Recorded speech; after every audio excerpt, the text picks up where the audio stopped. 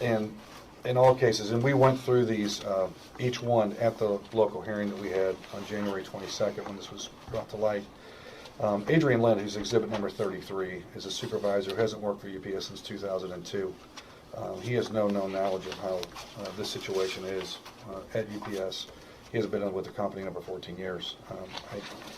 He's quoting what he knows Michelle outside of work, the issues that we're having right now and that we're dealing with is what happens inside of work. I want to read 33 too, and that'll be the last one I read. If it pleases the panel. That's fine. It says, to whom it may concern, this letter is in regard to Michelle Mullica. I've known Michelle on a personal and professional level since 1999. Michelle and I worked together at UPS from 1999 to 2002. I was a full-time supervisor with responsibilities on the twilight and day sort shifts, which Michelle worked on as a sorter and small sort employee. Professionally, I found Michelle to be a dependable and hardworking employee with a very positive attitude. Michelle would routinely assist other parts of the operation to help where needed and did so with a want-to attitude. In my professional opinion, Michelle took great pride in her daily duties and was someone I definitely wanted on my team. Perhaps what stood out most about Michelle was her kindness to her coworkers, especially those in need. An example of this would be Michelle helping our deaf employees at the time get set up and use the TTY. In my 14 years of knowing Michelle, I have never seen her become hostile, aggressive in any way, shape, or form towards another employee at UPS or any person outside of work.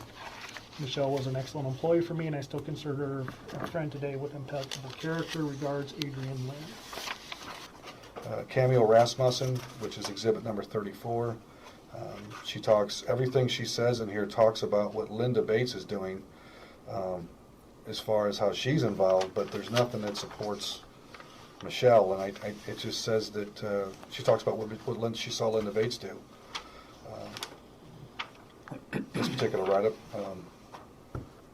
doesn't really apply to Michelle's case.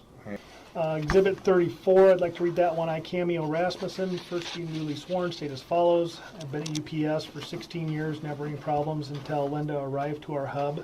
Right from the start, she made work environment very angry. Her unsafe acts, such as not keeping our area workable, having to tiptoe around her and her anger issues, and were out of control.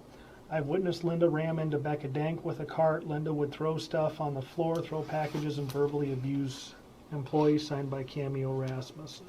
And 35 is the same way. It says, I've worked at UPS for over 15 years. The Smalls work area is fine until Linda came from the airport. Everyone in Smalls has a bad issue with her. It says, Michelle's always been easy to get along with. And that's from Kelly Beach. Again, Kelly Beach, to whom it may concern, I've worked at UPS for over 15 years. The Smalls area was fine until Linda Bates came from the airport. Almost everyone in Smalls has had a bad issue with her. Michelle has always been very easy to get along with. Linda has made Smalls a very stressful area. Kelly Beach. These people are down there. He's not citing anything as far as these folks are not involved with what's going on with Michelle and Linda, and that is the basis for this termination, is that these two ladies just cannot act professional in the workplace whatsoever. The only person that has not been able to work and play with others is Michelle, and I just wanted to bring that point up. And these statements come from Michelle. She will send a letter to provide any statements in support of her case to the union by January 22nd, which was our local level hearing, so we could exchange them with the company. And as you can see, she came up with a quite sizable stack that all ring of the same sentiment towards her character and professionalism.